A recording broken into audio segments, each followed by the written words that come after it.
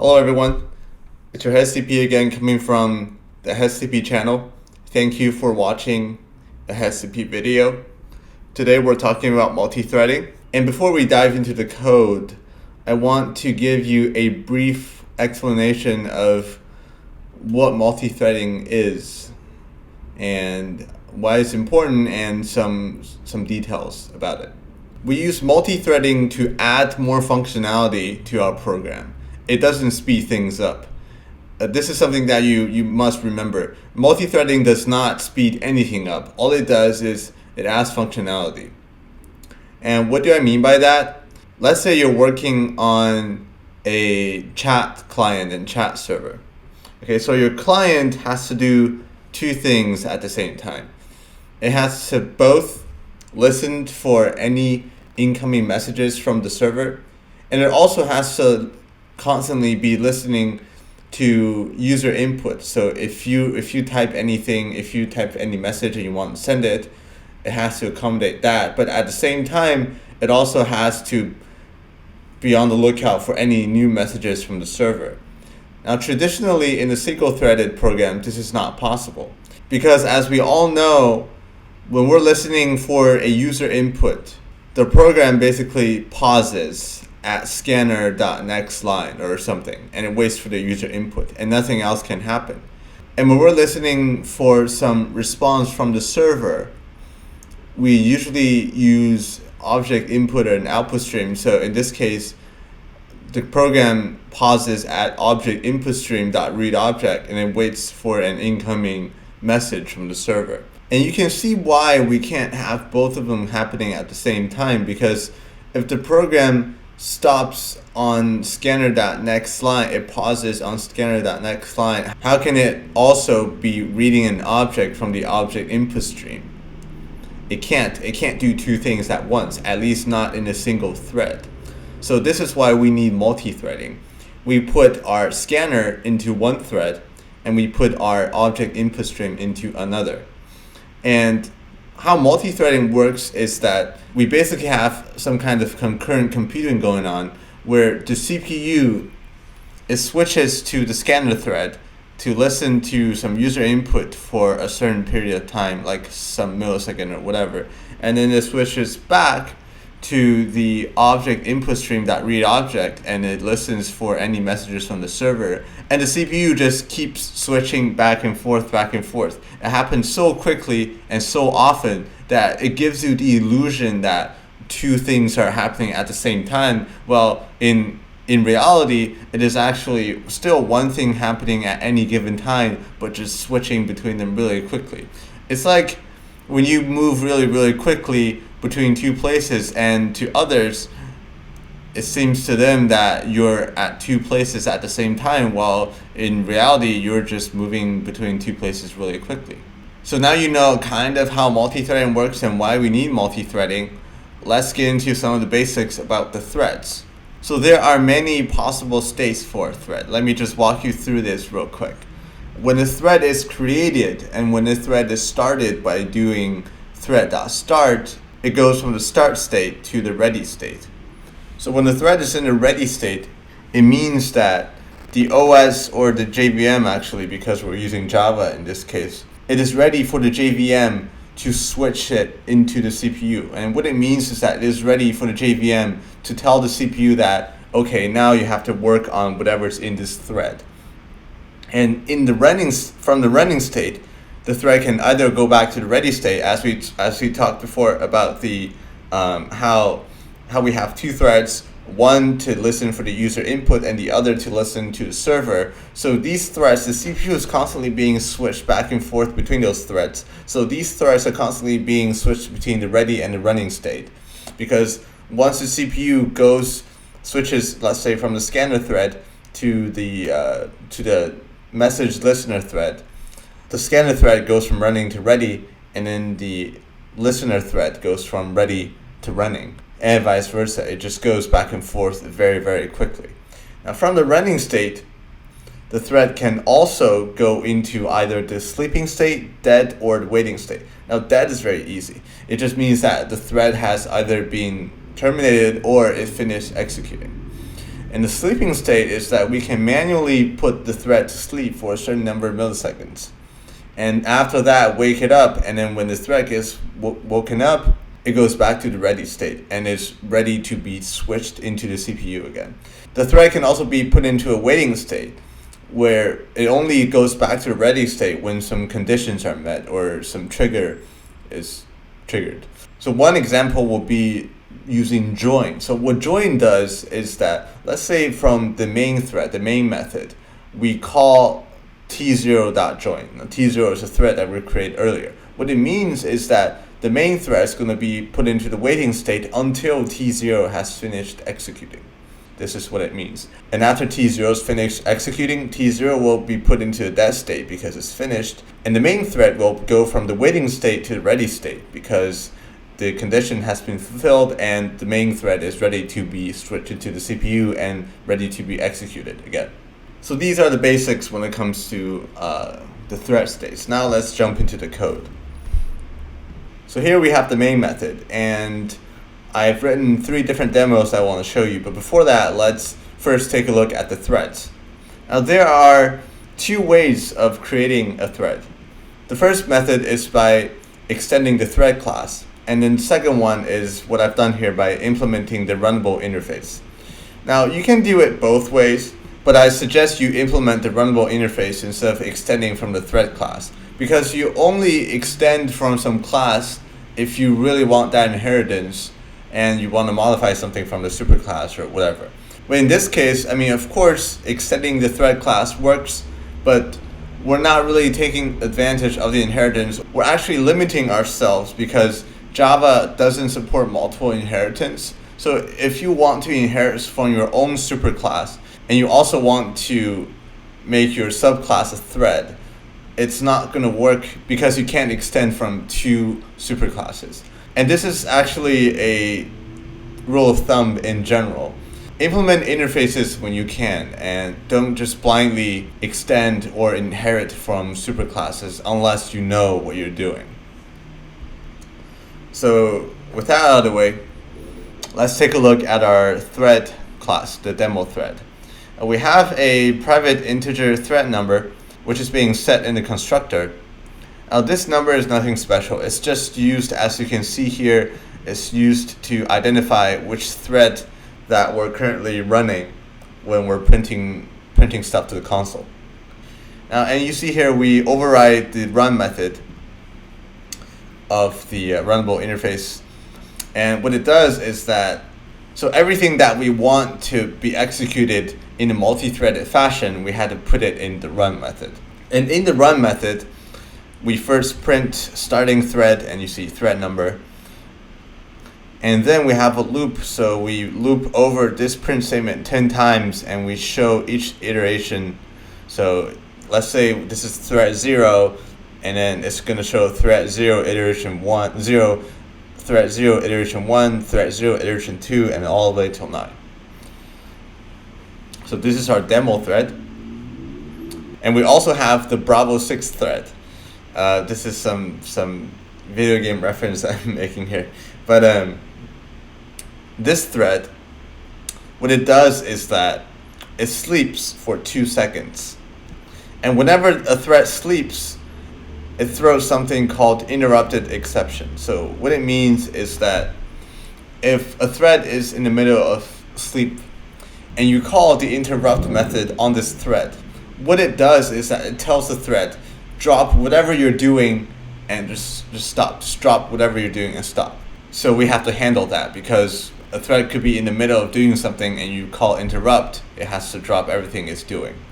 So in this case, it's in the middle of sleeping and you just abruptly wake it up, so you gotta handle that. So this is what we have here. When we interrupt it, it just prints on your feet, we are leaving! Plus an exception message. And if the sleep isn't interrupted, it prints. You want the gloves off? They're off. So let's go back to our main and let's take a look at our start join demo. You may have seen I've commented out a bunch of stuff, but we're gonna get to that later. But first of all, we want to create 3 new threads, right? And This is how you make a new thread when you're implementing the runnable interface. So the way you make threads is slightly different depending on if you did implements runnable or you did extends. And this is how you do it if you implemented the runnable interface, which is what I recommend you do. And for more info on why you should implement runnable instead of extend threads, I have a link posted in either the description or the comments. So check that out. Anyhow, so we're making a new thread object, and that thread object takes a runnable object as a constructor argument. So this is what we've done here, and thread number 0, we're basically setting this thread number here 012 so we can identify it better. And we don't call the run. This is important.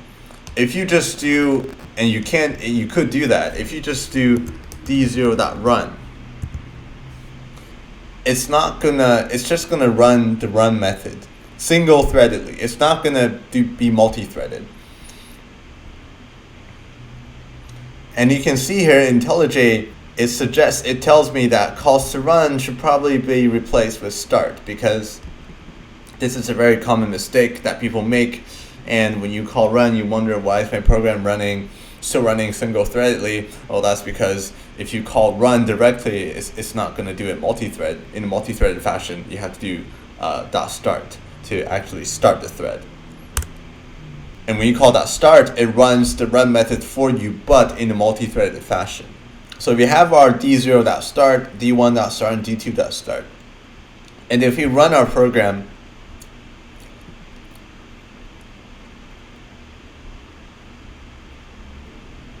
oh, hang on. Oh, yep. There we go. If we run our program, you can see here there is no particular order when it comes to how things are executed. I mean, for a single thread, the iterations are in order. So thread 0, iteration 0 is always before thread 0 iteration 1, and thread 0 iteration 2 is always after the thread 0 iteration 1. But when it comes to different threads, there's no clear order. It's all random. And the reason is that we don't have control over how JVM switches CPU into threads. We can only control the order at which things happen within a single thread, which is, as you expect, it goes line by line in every single thread. And when we start threads like that, when we run our multi-threaded application, we don't have control over how JVM switches threads into CPUs.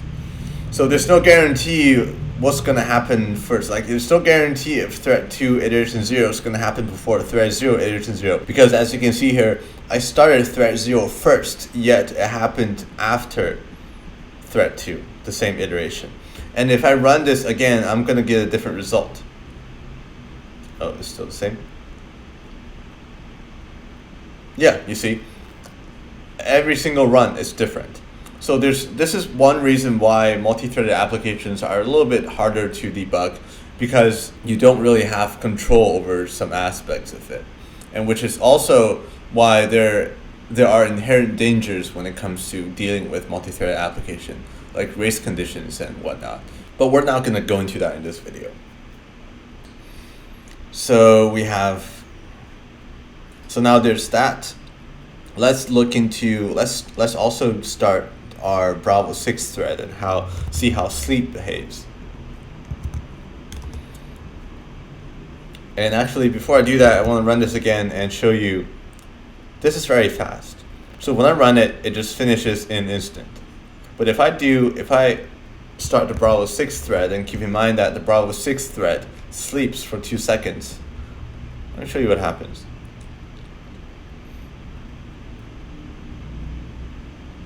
You see, it waited for 2 seconds. There was a slight delay. So from Bravo 6 going dark. You want the gloves off? They're off. Between those lines, it was 2,000 milliseconds. That's how sleep works. And what about join? What does join do?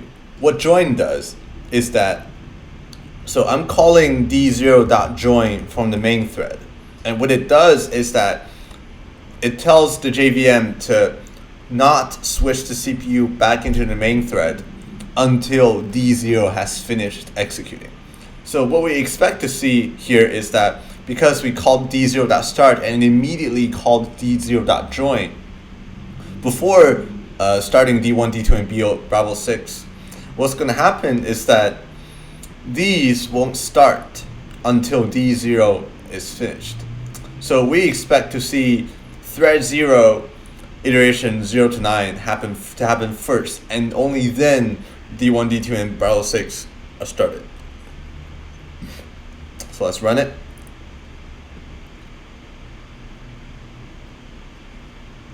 And indeed, as you can see here, before starting thread 1, thread 0 finishes. So again, what join does is I'm calling join on D0 from the main thread. And what it does is that it tells the JVM to put main thread into the waiting state until D0 has finished executing. And if I uncomment those lines, Bravo 6 won't start until both D1 and D2 are finished. And you see indeed, Bravo 6 only starts after D1 and D2 are finished. And observe that between D1 and D2, the order is still random because I only called D1.join, D2.join after I started both. So I still don't have control over which one goes first and which one goes second. If I want to do that, I can move D1.join up a line. And this will make sure that D2 doesn't start until D1's finished and everything's going to execute in order just like a single threaded application. And now let me show you what happens when I do bo6.interrupt. So normally, if I run this again, normally, see we wait for 2 seconds after Bravo 6 goes dark. But if I do interrupt, what's going to happen is that Bravo 6 is going to go to sleep. But then immediately we interrupt it, so we tell it to stop sleeping and wake up. And Bravo 6 should print out immediately, on your feet, we are leaving, instead of sleeping for 2 seconds.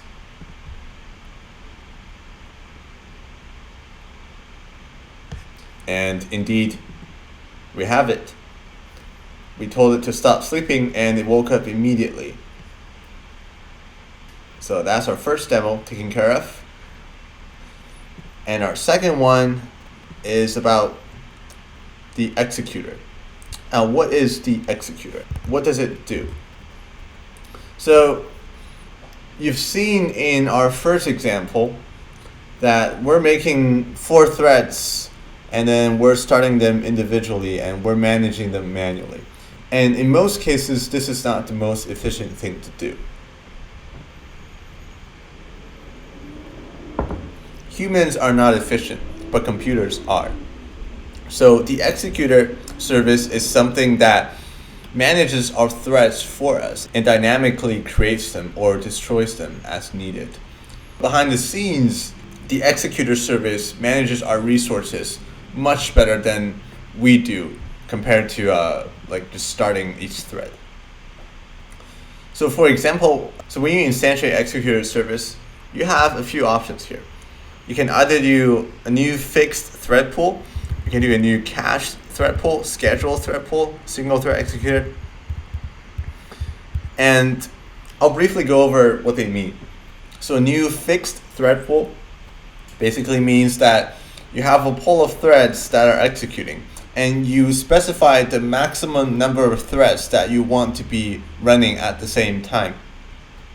So if I do new fixed thread pool and I give it a 1, we're saying you can only have 1 thread to be in the pool at any given time. So this application will behave as if it's single threaded because you can only execute a single thread. You can only have a single thread at any time. And if we bump it up to 2, it's just gonna have 2 threads going on at the same time. So what it means is that if I change it back to 1, and I do e.execute d0, d1, d2, whatever, d1 will not execute until d0 finishes because there's no room in the pool.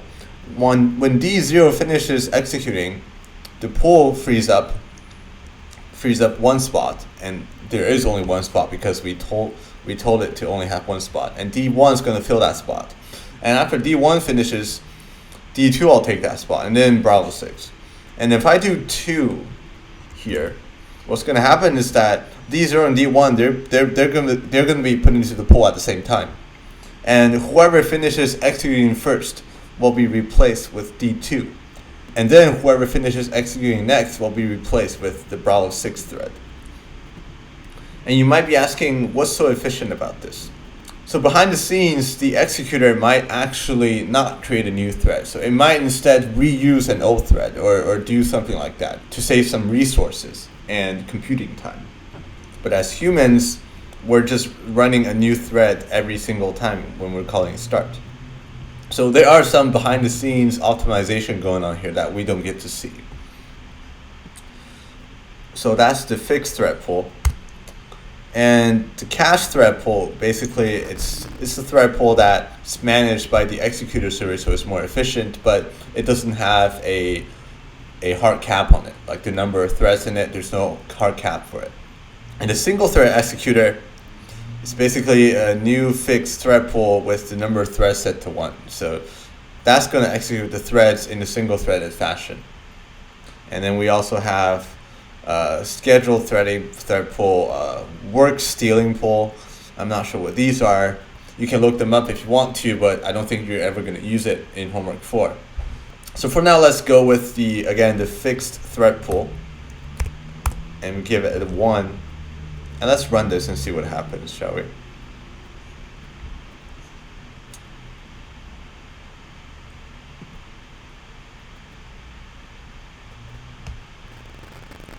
And you can see here, it executes in very much a single-threaded fashion because it goes in the order of d0, d1, d2.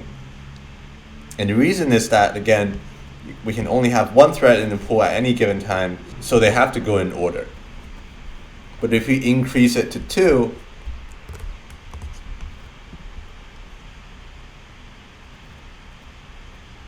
you see things start to get messy. And if we use a cached pool,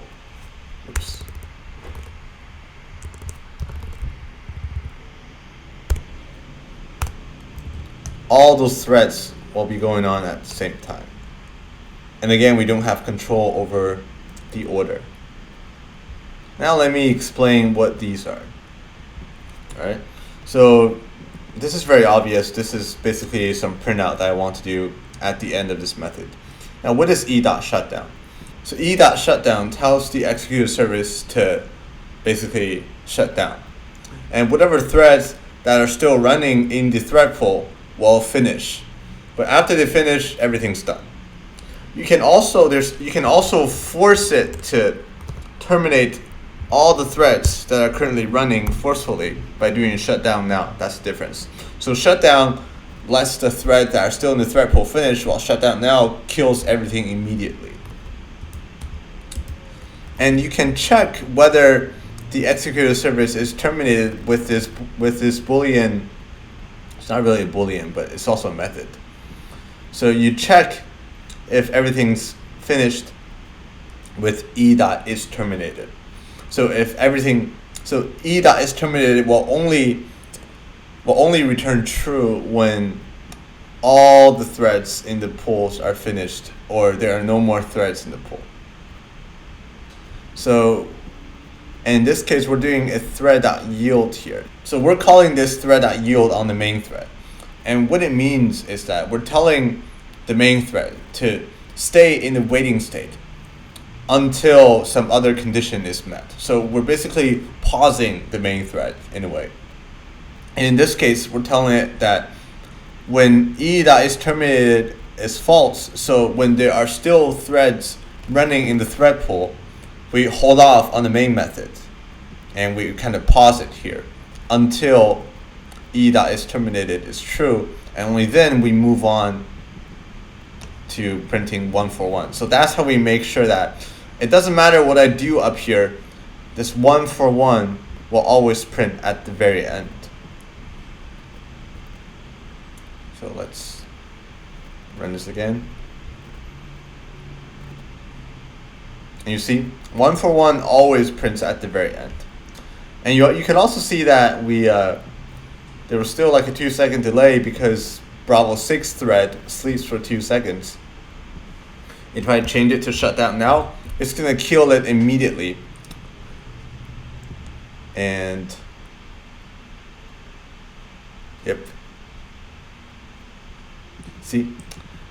So the interrupted exception gets thrown and gets handled here because what shutdown now does is that it interrupts all the threads in the poll to force them to stop. So that's why it got triggered. But as you can see, there was no delay. It ended immediately. So this is so that's all for the executor. Nothing too complicated. And now let's move on to, I would say, the easiest of them all, thread priority.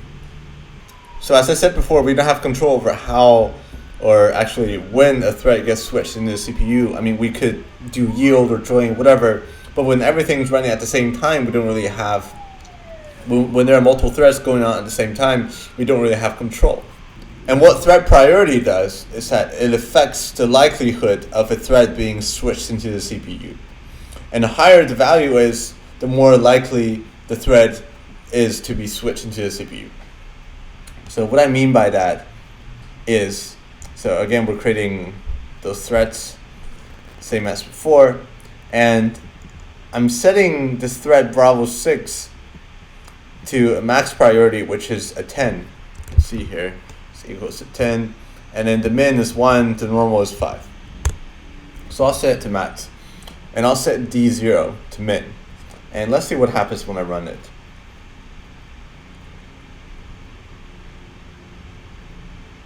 So we expected Bravo 6 to be switched into the CPU more often and first almost, but as you can see here, and since we set Bravo 6 thread to max priority and D0 to min priority. Now keep in mind the main thread still has normal priority. So what we expected happen was that once D0 starts, it should happen after everything else finishes because it has the lowest priority. Yet we see here it starts and it starts its first iteration right away. Now why is that? Because again, this is a game of probability. There's no guarantee of what happens first. We can only suggest. Now this again goes back to the garbage collector that we talked about earlier. So every single Java application has 2 threads going on. It doesn't matter if your application is single threaded or multi-threaded, but inherently there are always 2 threads. One thread is the one that you see, the main thread, and the other one is the garbage collector thread. Now in class we said that you can suggest to the JVM to run the garbage collector by using by calling system.gc, but there's no guarantee. And the reason for that is that when you call system.gc, it temporarily raises the priority for the garbage collector thread so that it is more likely to be switched into the CPU, but still there's no guarantee. So that is just due to how multi-threading works in general. You can't guarantee anything to happen. And that is precisely why multi-threading is so difficult to debug sometimes, because every time you run the program, it has a chance to behave differently if your code's not well written. And even if it is well written, sometimes, or actually every time, it's random because it's based on probability and there's no guarantee. So you probably don't need to use this, but just know what priorities are and how they work. And so that's the important thing. But as you can see, there's no guarantee. So if you really wanted something to happen, you should look into join or yield or whatever instead of this priority, because there's just no guarantee. Alright, so that's it for today's video on multi-threading. Thank you for watching. Like and subscribe if you liked it, and if it helped you, tell your friend about this channel. And I will have a networking video coming up shortly next week, so stay tuned for that. Otherwise, I guess have a nice day.